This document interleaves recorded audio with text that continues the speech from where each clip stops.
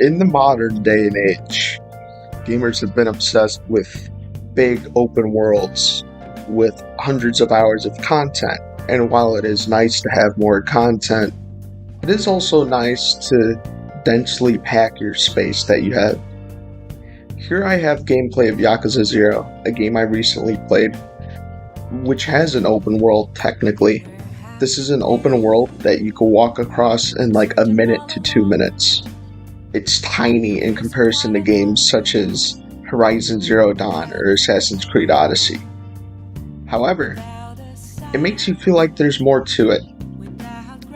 Because when you densely pack a smaller world and put 70 to 80 hours of content in this smaller world, you feel like you've gotten more mileage out of that world, and you know that world better. I could go to Japan right now and tell you how to walk the streets of Sotenbori and Kamurocho, their real-life counterparts of the game world. So, my point today is that games should take more advantage of smaller worlds that are more densely packed with content. Now, games that densely pack their large worlds are not an offender of this rule. Games such as Tears of the Kingdom, that's fine, because it densely packs its large world. But games such as Assassin's Creed Valhalla or Odyssey, or the recent Assassin's Creed RPGs in general, Origins was good, and they all were pretty good, but they didn't pack their worlds right. So Assassin's Creed Odyssey has this huge world which you travel across by boat, which you do nothing while you're traveling across. Valhalla is just way too big for its own good. And games such as Horizon Zero Dawn made me suffer from open world fatigue. So, my point is, go back to the old days, have smaller worlds which have stuff around every corner to do. Unless you have enough content to fill that open world. I'm going to come up with more examples why.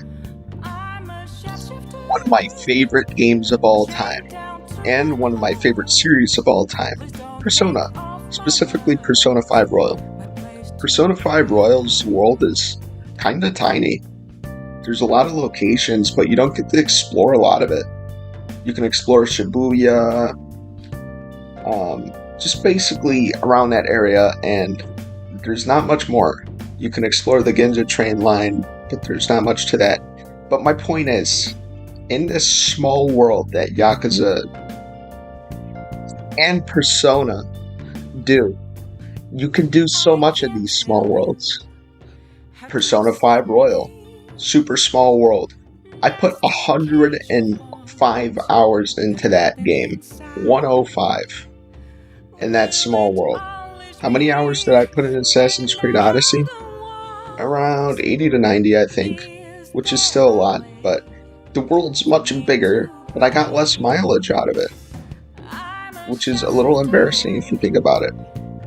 So these games with smaller worlds not only incentivize you to do a lot of stuff, it also familiarizes you with the world. I don't want to go too far in depth with this, because I'm going to make a separate video on it, but specifically Persona 5 Royal, it entrenches you in its world with its music. I have Persona 5 music playing in the background here, and it really does immerse you in its world, and you could go to real life as well in Japan and tell what's going on there and navigate it through this world, because you're so familiarized with everything, which I think is just a beautiful thing. Now, I think this can be accomplished in a bigger world as well. Like a game like Grand Theft Auto 5, you can have this same feeling in Los Angeles in real life. But Grand Theft Auto 5 is packed with content to do, so it's not a fair comparison. Grand Theft Auto 5 uses its open world well. So, furthermore, what do I think games like Assassin's Creed Odyssey and Horizon Zero Dawn, furthermore, can do to change their approach? All I think they need to do is just change the size of their world. I think that they could make their worlds smaller and fill them more with stuff around the corner, put more Easter eggs in there. Assassin's Creed specifically, they have a whole legacy of games to go on. Reference Ezio Auditore, stuff like that. Altair. Just have more stuff around the corner to do. And this isn't to fault Assassin's Creed Odyssey, because there is a lot of stuff to do in that game. There's caves and such. But a lot of the stuff you're doing just feels like collecting random stuff. So it doesn't feel meaningful. It's almost kind of like collecting Korok seeds, except that's the main collectible, you know? It's a little strange. But I think it's due to the big world. And another problem with the big open world is games are taking longer and longer to make. And with higher and higher fidelity, these big open worlds are becoming hard to make. We just saw Pokemon transition from a linear game to open world, and it was a good game, I will admit, but it was a disaster at launch. 15 frames per second, textures look muddier than the original Ocarina of Time for 25 years ago. It was a little bit embarrassing. But I think that games should take a different approach. Let me elaborate more. And another way to save development time is a game like Yakuza, Yakuza 0, Kiwami 2. A lot of these Yakuza games use the same Kamurocho, but they just elaborate on it as time would go on in real life, as it does in the Yakuza games. Yakuza 0 takes place in the 80s, and some of the later Yakuza games take place in the 2000s, 2010s, etc.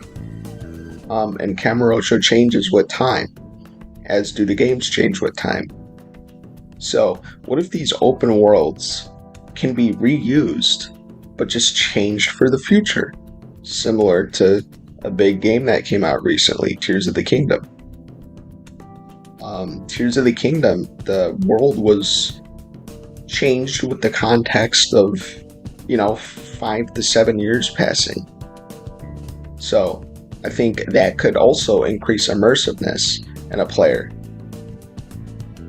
Furthermore, I believe that the changing of these open worlds with time provides time for more dev time. Like I said, Tears of the Kingdom took a while. That's because they added the depths in the sky and all these gameplay mechanics. While, what if they had to create a whole new overworld? The game could have taken 8 years to come out, possibly. And it's not like there wasn't a lot of other stuff that they added in those 6 years. They were able to do this Ultra Hand and Fuse and all this because they reused the world. So, this is getting a little bit more into a Tears of the Kingdom debate now, but I think it was the right choice that they reused the world because it provided for different things to be tried. We would never have Ultra Hand if they didn't reuse the same world. We would never have Fuse. We would never have all these cool ideas. Tears of the Kingdom wouldn't be Tears of the Kingdom without these ideas. We would have just saw another Breath of the Wild sized game, and it would have been great. And it would have been new, admittedly. But Tears of the Kingdom is new enough, and they did do enough to gain interest and keep interest until the next Zelda game comes out. So, my point here is having these small open worlds that you iterate upon provides time for more development. Yakuza games are coming out very, very often because they use these smaller worlds that they iterate upon with time, and they're very smart with it. And they do it in a way to where it doesn't feel stale, but they still do it.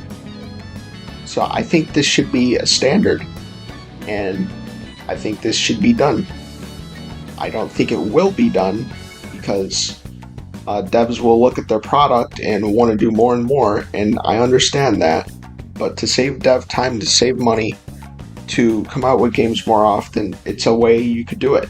And by building your immersiveness in this open world in the previous game, you can therefore get away more with doing this same world but iterated upon, like Yakuza does. Yakuza is getting more and more popular. Yakuza 0 was the big breakout for the series, and Yakuza Like a Dragon furthered that success. Like a Dragon Infinite Wealth is looking to be a phenomenal game that iterates upon Kiryu's story and builds up Ichiban's story in the same world, iterated upon. It can be done. I just think devs should take more of a stab at it. But yeah, that's about it, guys. Subscribe if you liked the video. It would help a lot. And that's about it. See ya.